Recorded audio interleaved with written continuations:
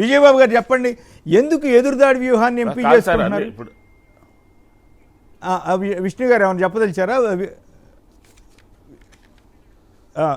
ఏం లేదు, ఆయన చంద్రబాబు నాయుడు గారు తప్పు చేసినట్టు కనపడుతుంది, తప్పుడు రాతలు రాసినట్టు కనపడుతుంది, దాని గురించి మాట్లాడకుండా వేరే విషయాలు మాట్లాడతారు. అది మనం అంటే రాసి పంపించాలంట.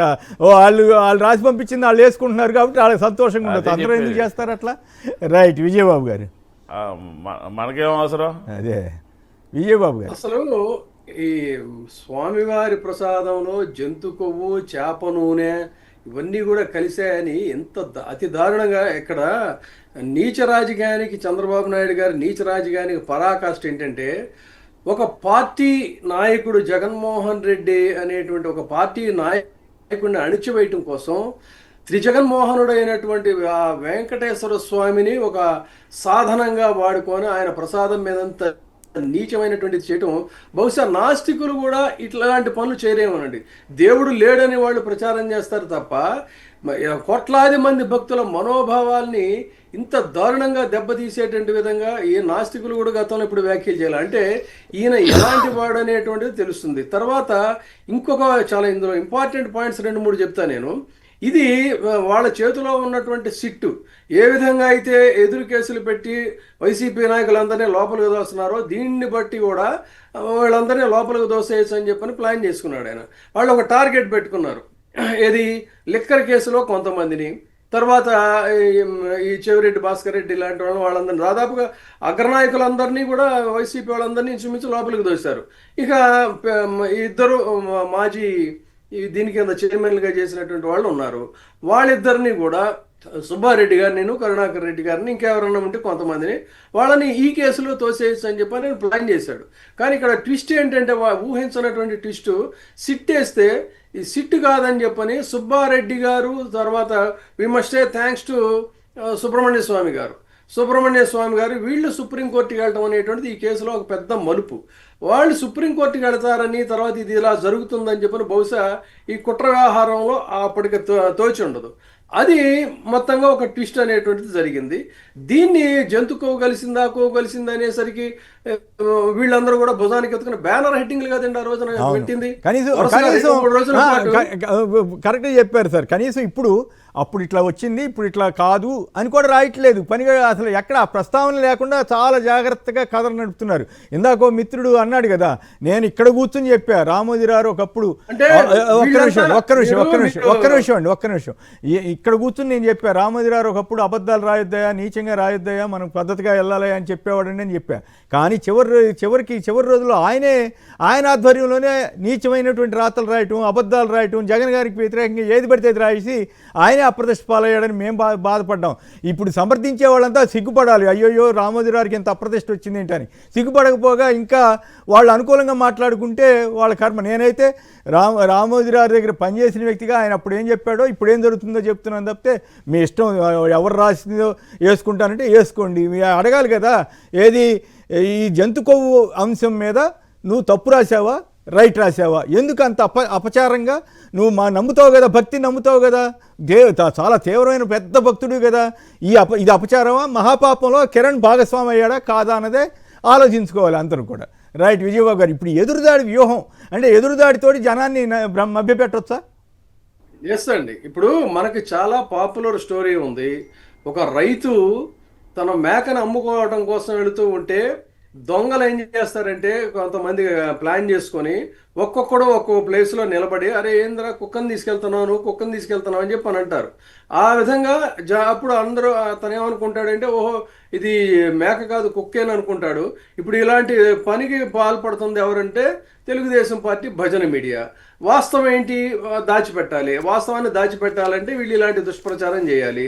తర్వాత మొన్న ఇందాక చెప్పినట్టుగా క్యాబినెట్ మీటింగ్లో సుప్రీంకోర్టు నుంచి ఆర్డర్స్ వచ్చిన తర్వాత కూడా, సిబిఐ నుంచి రిపోర్ట్ వచ్చిన తర్వాత కూడా ఖచ్చితంగా మీరు అదే కంటిన్యూ చేయండి అని ఆదేశాలు ఇచ్చాడంటే కించిత్ పాపభక్తి కానీ లేకపోతే హుందాతనం కానీ ఈ నాయకుల్లో లేవనేది స్పష్టమవుతుంది.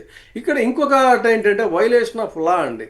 సుప్రీంకోర్టు చాలా స్పష్టంగా చెప్పింది, స్వామివారి లడ్డూ ప్రసాదాన్ని రాజకీయాలకు వాడుకోవద్దని చెప్పిన తర్వాత కూడా పదే వీళ్ళు అదే పని చేస్తున్నటువంటి మాట. ఇంకొకటి ఇక్కడ పాయింట్ ఏంటంటే, అసలు ఇంతవరకు సబ్మిట్ చేసిన ఛార్జ్ షీటు సీల్డ్ కవర్లోనే ఉంది. ఈ సీల్డ్ కవర్లో ఉన్న ఛార్జ్ షీటు ఇన్ని పేజీలు వీళ్ళకి క్యాబినెట్ మీటింగ్లో ఈ విషయాలన్నింటినీ పరిశీలించడానికి అసలు అవి ఎక్కడి నుంచి వచ్చాయి, అది ఫాల్స్ రిపోర్టా కరెక్ట్ రిపోర్టా, వీళ్ళకి ఆ రఫ్ డ్రాఫ్ట్ ఎక్కడి నుంచి వచ్చింది అనేది కూడా ఖచ్చితంగా దీని మీద కూడా కోర్టు వారు దృష్టి సారించాల్సినటువంటి అవసరం ఉంది. వాళ్ళు డిస్క్లోజ్ చేసినటువంటి వీటిని కంపేర్ చేసి. తర్వాత ఇంకొక పాయింట్ ఏంటంటే ఇక్కడ ప్రమాదకరం, ఇప్పుడు వైసీపీ వారికి పొంచి ఉన్నటువంటి ప్రమాదం ఏంటంటే మనం చూసాం, ఆ బ్యానర్లు ఏవో పెడుతున్నారు వాళ్ళు. బ్యానర్లు పెట్టి ప్రచారం చేస్తామంటే నిన్నటి నుంచి వైసీపీ మాట్లాడుతుంది ఏంటంటే అదిగో బ్యానర్లు పెడుతున్నారు, వైలేట్ చేస్తున్నారని. సరిగ్గా ఇదే పని విద్వేషాలు పెంచడమే కదా సార్ అదంతా. చెప్తున్నా వినండి, అదే చెప్తున్నా. వాళ్ళ కుట్ర రాజకీయాలని ఎప్పటికప్పుడు వాళ్ళకు అడుగేస్తే మనం 2 అడుగులు ముందుకేసి గ్రహించాల్సినటువంటి సమయం ఇది. అందుకని ఇదే దొంగసారా విషయంలో జోగి రమేష్ చాలా ఆవేశపూరితంగా అక్కడికి వెళ్ళి ఇది సంగతిని మాట్లాడితే అదే జోగి రమేష్ మీద ఆ తప్పుడు కేసులను బనాయించినటువంటి ఘనత ఈ ప్రభుత్వానికి ఉంది. రేపు ఈ బ్యానర్లన్నీ కూడా ఏ భూమన కరుణాకర్ రెడ్డి గారు కట్టించాడో ఇంకెవరో కట్టించారని డెఫినెట్ వాళ్ళు దిగజారుడు రాజకీయాలకు పరాకాష్ట అండి ఇప్పుడు జరుగుతుందంతా కూడా. సో ఈ బ్యానర్ల విషయం కూడా మీరు అంత ఆషామాషిగా తీసుకోవడానికి వీలేదు. ఖచ్చితంగా ఇవి వైసీపీ మీరు చెప్పిన దాంట్లో కొంత నిజం ఉందేమో అనిపిస్తుంది. ఎందుకంటే ఏపీలో అత్యాచార బాధితులు లేదా ఎవరైతే ఆయా కేసుల్లో వాళ్ళ మీద ఎదురు కేసులు పెడుతున్నారు. ఇప్పుడు ఆమె రైల్వే కోడూరు బాధితురాల మీద కేసు పెట్టారంట, వెంటనే నమోదు చేశారంట. ఆవిడ పెట్టిన కంప్లైంట్లు ఇది విచిత్రంగా ఉంది. కూడా ప్రత్యక్షంగా ఇవ్వాలా. అవును, అతను ఎవరైతే ఉన్నాడో నిందితుడి తల్లి ఆన్లైన్ లో పంపిస్తే చాలా ఉత్సాహంగా రియాక్ట్ అయ్యారు. ఆ అమ్మాయికి సంబంధించి మాత్రం ఈ రోజుకి కూడా కేసు తీసుకోలేదు. సో రేపు ఈ బ్యానర్ల ట్విస్ట్ కూడా ఇలా ఉంటుంది కాబట్టి దీనికి ఏం చేయాలి అనేది కూడా అప్రమత్తంగా ఉండాల్సినటువంటి అవసరం అయితే ఉంది. అండ్ మోర్ ఓవర్ అసలు ఈ రిపోర్ట్ ఎలా బయటకు వచ్చింది అయితే సుబ్బారెడ్డి గారు మాత్రం నిన్న ఆయన మీడియాలో మాట్లాడుతున్నప్పుడు కూడా చాలా రిలీఫ్ కనిపించింది ఆయన ఫేస్లో. అంటే ధర్మం గెలిచింది అనేటువంటి. అంతకుముందు ఆయన తీవ్ర మనస్తాపానికి, ఎందుకంటే శ్రీవారి భక్తుడిగా తన మీద ఇలాంటి నీలాపన ఏంటని చాలా డీప్గా హర్ట్ అయినటువంటి వ్యక్తి నిన్న మాట్లాడినటువంటి తీరులో కొంత రిలీఫ్ వచ్చింది. అంటే ధర్మం ఎప్పటికైనా గెలుస్తుంది అనేటువంటిది. తిరిగి మళ్ళీ ఆయన మిగతా విషయాల మీద కూడా కోర్టుకు వెళ్తానన్నారు. సో ఈ కోర్టు న్యాయం అనేటువంటి ద్వారానే ధర్మం గెలుస్తుంది. అంతవరకు ఇవాళ కుట్రలు కొనసాగుతూనే ఉంటాయండి. అయితే ఈ బ్యాంకుల విషయంలో కూడా చాలా అలర్ట్ గా ఉండాలి. రైట్. చివరిగా అత్యాచార బాధితులపైనే కేసు నమోదు. కూటమి ఎమ్మెల్యే తనపై లైంగిక దాడి చేశాడని ఉద్యోగిని ఫిర్యాదు చేసినా స్పందించలేదు. ఎమ్మెల్యే తల్లి ఫిర్యాదు చేస్తే వెంటనే బాధితురాలపై కేసు నమోదు. చంద్రబాబు సర్కారులో ఇది న్యాయం మండిపడుతున్న మహిళా సంఘాలు. నన్ను ఏ పార్టీ ప్రలోభ పెట్టలేదు, 25 కోట్లు నేను అడగలేదు, నాపై ఆరోపణలకు ఆధారాలు ఏమిటి? సెల్ఫీ వీడియో విడుదల చేసిన కూటమి ఎమ్మెల్యే బాధిత మహిళ.